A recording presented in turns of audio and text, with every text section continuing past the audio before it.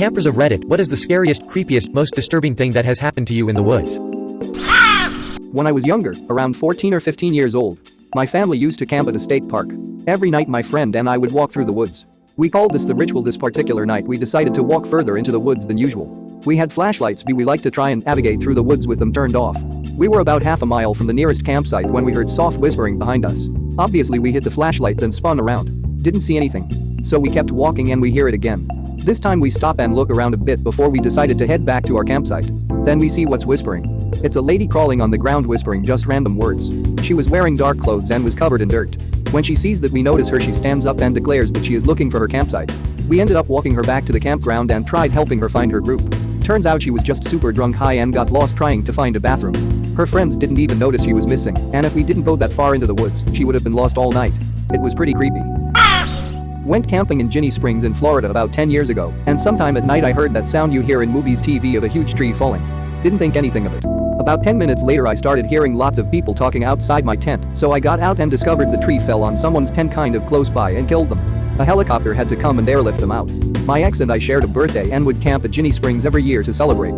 One night we heard this blood-curdling scream followed by growling. We were convinced there was a mountain lion fight going on right outside the tent. After a few minutes of this I got up the courage to stand up in the tent and look through the mesh ceiling. Turns out it was a stray house cat engaged in a standoff with an armadillo. Safari guide here. Woke up one morning with something very warm, rather soft and comfy on my back. Realized my back was against the canvas of the tent. Realized it was an animal. It was a really cold winter night. Temperatures dropped close to zero here in the Lowville. What the fuck? As I moved a bit, I heard the voice from my buddy from his tent. He spoke a bit hushed and with a definite tremble in his voice. "The Africa bug, are you awake?" Stupid me replied with a strong voice. "Yes." The animal next to me got up and, luckily, ran away. It was a big male lion. I've posted this before. I was camping in a valley by myself with no cell service. I stayed late on a trail and ran into a nice local dude as it was getting dark. He showed me a local camping spot close to the road and the river, but camouflaged. I had a fire, drank beer, and listened to my friend's comedy podcast. I was loud and visible. Because it was dark already I decided to sleep in the back of my truck under my topper next to all of my gear, as opposed to setting up my tent. The next morning I made a fire, cracked a beer, and started making breakfast. Then I noticed that there is a man at the edge of my camp. He comes closer, but never looks directly at me. This dude looks homeless, has a long ratty beard, and has at least 100 plastic grocery bags tied all over his clothes. I comment about how nice the day is. No response from him. I offer him breakfast, nothing. He sort of paces around the perimeter of my camp. I offer him a beer, but he just turns around. The dude is just standing there back to me wandering around. I'm realizing that there isn't going to be any good happenings. I had my bear spray and buck knife super close. I give him an ultimatum, "Motherfucker, you are either going to acknowledge me or leave immediately." He ignores me. I grab the bear mace and walk a few steps towards him. He sulked away and I threw my shit in my truck and left that place right quick. I wonder if he had watched me during the night, and I thank my laziness for staying in my truck instead of a tent. This reminds me of a scary experience I once had. I was out in the woods, camping by myself, like I often used to do because I'm terribly shy around people I don't know well, and getting some alone time was the best stress relief method I knew. There was this one campsite not many people used because it was quite secluded, and only the regulars really knew about it. I got to the place which, as usual, was empty of other campers. It was still early and there was a lot of daytime left, so I decided to leave my blankets and other heavy stuff I didn't want to carry needlessly around at the site and go to catch some dinner from a nearby river.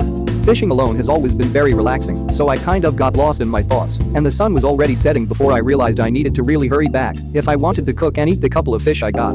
By the time I had my backpack packed and was ready to return, I got a feeling something was not right. The air seemed to have quieted down. It was getting really dark, and of course I had forgotten to take the flashlight with me from my bigger bag when I left the campsite. I was a bit worried I'd run into a bear and knew if I just made enough noise to not startle it, it'd just leave. If it in fact wasn't just my imagination playing tricks on me. I've already mentioned I am very reserved around other people, and for the slim chance it was another camper, I was reluctant to shame myself by simply yelling or even worse singing. I had heard that any unnatural sounds, like for example metal hitting metal, was good for repelling animals, but I didn't bring my heavy cooking pan with me. Call me an idiot, but my brilliant idea was ripping a plastic bag to pieces and tying them to my body to create that annoying sound when they brushed against each other when I moved. I began my return slowly because it was getting too dark to see the path clearly. Near the campsite I saw a dimming light of a campfire and cursed my luck. Now I had to share the site and couldn't spend the night alone like I planned. There was however no one around. No tent, only a couple of empty crushed beer cans and a parked pickup. I wanted to get my stuff, which was only a couple of feet away from the car, and relocate a bit farther, but didn't want to look like I was sneaking around if the stranger suddenly returned. I decided to sit down against a nearby tree and wait for now. My spot was a little too comfortable, it seems, because I fell quickly asleep before the stranger returned. I woke up to a smell of smoke. I startled up immediately and saw the man. A middle-aged, nice-looking and dressed in some expensive-looking hiking gear. He was cooking something on the fire, which was of course perfectly normal. What put me off was the beer can in his hand. It was only like 7 in the morning, and he had already started drinking. I definitely didn't want to get too friendly with this guy. He noticed me at the same time I noticed the knife. It was the biggest knife I had seen, and it was lying next to him. He said something with a low voice, but I couldn't understand him. Might have been the alcohol, might have been that my full concentration was on the knife, but all I heard was low mumbling. I wanted my stuff and I wanted out of there. Fast. I didn't want to appear hostile, so I kept my eyes down and just stood there. The mumbling continued, now only a bit louder. I tried to circle around him closer to my stuff, but before I got there I saw him reaching for the knife while still intensely staring me. I was panicking really bad, but still tried to appear friendly and kept my eyes away from his, and turned little away from him to show I'm not getting any closer. I'm not here to challenge you. I just want my stuff and then I'll leave you alone. Then out of nowhere he starts to yell at me, calling me names with some threats in between. I nearly lost the control of my bowels, the change in tune was so sudden. I froze completely still. Never been so scared in my life. Then he jumped up and started walking towards me, still yelling. I turned away and started quickly walking away, chanting quietly in my mind, do not run. Walk away quickly but do not run. This apparently satisfied him cause the sound of his footsteps ceased. I didn't stop walking until after I was sure I was far enough from there. That was the last time I was out in the woods by myself. That's the scariest camping experience I have, even if completely made up. Your story really got my imagination running mad. I've been lucky enough to not have any really scary experiences in the wild myself. As I used to say, the scariest thing out there is yourself. Unless you run across any animals bigger than a house cat or the occasional homeless plastic bag killer cultist. I posted this a while back, so copy paste. My wife and I were camping alone in a kind of remote area, but there were little campsites made by the parks department that were flat and clear. We found a great looking spot, but it was right on a lake which I thought was to be avoided. But we were beginner backpackers and figured the parks department wouldn't make a spot there if it wasn't safe, so we set up camp mid-afternoon. I was feeling a little beat, so I took a short nap while my wife read a book. When I woke up she told me that somebody was walking around in our campsite. I looked around but didn't see anything. There were some other campsites maybe 500 feet away, so I figured it was another camper checking the place out. Late that night, after we'd gone to bed for the night, it was drizzling a little rain, and I was sort of half asleep at probably 2 or 3 a.m. Then I realized that if I listened really closely I could hear someone walking around our campsite, very quietly. I didn't have a knife or any sort of weapon and started freaking out. I carefully woke my wife up to get her ready and we listened together. Then suddenly we heard it. It sounded like a cat cleaning itself. We have cats. Then more walking around in circles around the tent. Then the sound of a large cat lapping up water just feet from our tent. Then walking back to the tent, immediately beside me. I heard it flop down on the ground. Cat owners know how a relaxed cat flops over. It was like that but way bigger. I was trying to control my breathing as carefully as I could so it wouldn't hear me, but I was so panicked it was hard to do. It hung around for what seemed like a long time. I really had to pee, but I wasn't ready to move or breathe, let alone go out there. The scariest part is that the whole time, it was so quiet that if you didn't concentrate you couldn't be sure that it was even there. So when I think it left, well, it might have been way before or way after it actually left. No idea. Eventually I was sure I hadn't heard it in a long time, so I very cautiously poked my head out. Didn't see anything, it was pitch black, did my business, went back to bed. The next morning we get up and there are massive paw prints in our campsite. Looks just like a cat's paw print, but more like 8 inches across. Later after getting home I called the park ranger to let them know in case they're monitoring encounters with dangerous animals or something. I dunno, I'm not a wilderness expert, and they told me it must have been a mountain lion, and how lucky I was to have an encounter with one. When I think about my wife telling me that someone was in our campsite around 12 hours earlier than the encounter, it creeps me right out to think that we might have been stalked by a mountain lion for some time. My parents' story, not mine. They were on a canoe trip way up in nowhere, Saskatchewan, far from any semblance of civilization. One morning, they hear a rustling outside their tent. Still half asleep, my dad sits up and tries to figure out what is going on. The noise is loud and very close. Before he can collect himself enough to go investigate, his whole side of the tent collapses in on top of him. The weight lifted quickly. Now entirely awake, my parents scrambled to open the tent flap and figure out what was going on. About 10 feet away was a spooked black bear, staring confused and concerned at the tent. After being yelled at a bit, it ran off. We figure it had been foraging in the bushes right behind the tent and lost its balance. So my dad can truthfully say he has been sat on by a bear. We like to hike 3 to 5 miles down a trailhead in deep Georgia. One night the temperature dropped into the low 20s, which is really rare for mid-fall. We got a solid fire going, and the heat mixed with a full belly put us all to sleep. I woke up to my buddy tapping my foot with a stick. I looked up at him and he nodded toward the fire. There were 2 wild boar kicking up dirt around the dying fire. We didn't have any sort of weaponry except a hand axe that was out of our reach. My friend and I laid there completely silent watching these 2 for about an hour, till the fire died completely down, and they moved on. If you don't know, wild boars in Georgia are easily 150 pounds, pissed all the time, and prone to gore literally anything. We were really lucky we didn't spook them. My family went camping every summer when I was growing up. We usually bounced between Virginia Beach, Assateague, and this god-awful place called Westmoreland. One trip we were in Assateague, near the beach, and we had 2 tents set up in different parts of the site. Sometime in the middle of the night my mom woke up, which woke me.